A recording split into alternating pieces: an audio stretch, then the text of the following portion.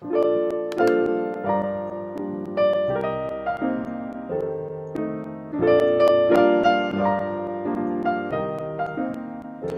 next film has to do with a young man named Lenny, who's well-educated and wealthy and happily married, but somewhat neurotic.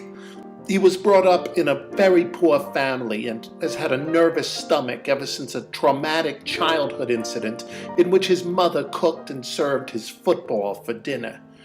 Ever since that time, he can only eat diet supplements, which he keeps in the refrigerator in an effort to convince himself that he's eating something substantial. He runs out of food quite often, but it's convenient because, he does all his grocery shopping at CVS. As I said, Lenny is happily married to a woman named April, and the film opens with their anniversary dinner. I actually wrote this script many years ago with the intent of playing Lenny myself, but when we hired the leading actress, I realized I couldn't play Lenny believably because of the enormous age discrepancy. Clearly, this actress is much too old for me. Anyway, despite their happy appearance, there is a complication in the form of April's mentally disturbed and estranged identical twin sister, Hannah, who lives in the house with them and disapproves of everything April does. Wait a minute. I'm sorry to digress, but it looks like they got their bowls from Munchkinland. Call the art director. Where was I? Oh, yeah.